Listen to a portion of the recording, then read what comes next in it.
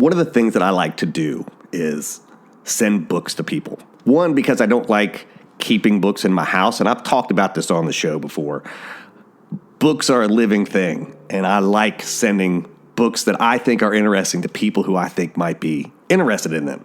And I call it Booksgiving, and I hashtag it and take pictures and send stuff out. And it's been so lovely because originally I started doing it with friends, people that I know. And I'd send them a note like, hey, this book meant this thing to me. Here's why I think it'll mean something to you. Hope you enjoy it. And oftentimes I will say, if you read it, write me a letter. Or let's hop on a phone and talk about it.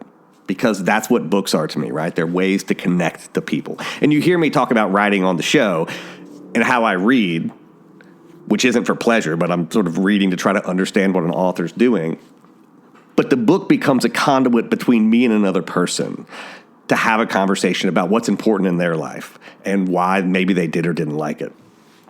So I started doing this with friends, and recently I've decided to just go out on the web and say, I post it on Facebook, on Twitter, on Instagram, say the first 10 people, send me your DM or DM me your address, and I'll send you a book. So now I'm getting to the point where I'm sending books out to people I don't know or that I have some sort of tangential relationship with, and I'm not really even sure what their book tastes are. And I was talking to one of these people the other day on Facebook, and she asked if I wanted to know her taste. And I was like, no, I'm just going to send you a book, and we're going to see what happens with that, which is also exciting for me because if you ask for somebody's taste, at least for Booksgiving when I do this, then I'm going to start thinking about, well, what do they like already that they might like? And really, I try to think, well, this book meant something for me. We have a connection that is around that. Here's why I think you might like this. And now doing it with strangers, it really is, this is a book that I think is important or good. And I hope you feel that way too. And I'm really looking forward to having those conversations. Now, most of the time people don't write letters or they don't call just because life gets busy and who's got time for that stuff. But every once in a while I get a letter in the mail. And that happened a couple weeks ago. A former student of mine he's just one of the coolest, most interesting guys I ever had the pleasure of teaching.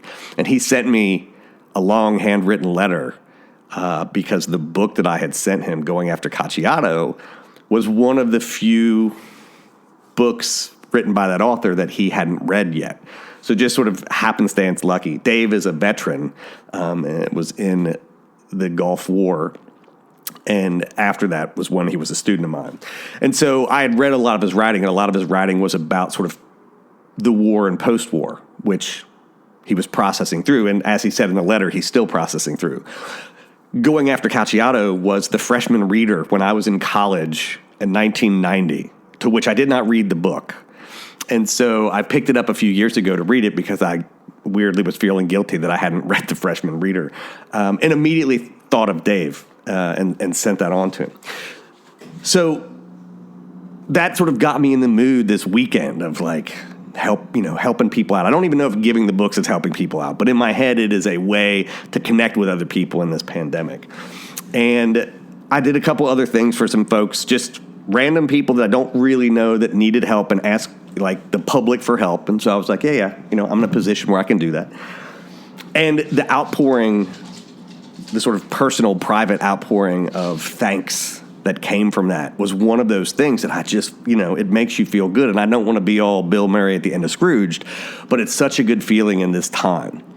And if you have the means to do things like this, and if you have books around the house, just sending them out it's just a couple dollars. And I realize not everybody's in that privileged position where they can do that.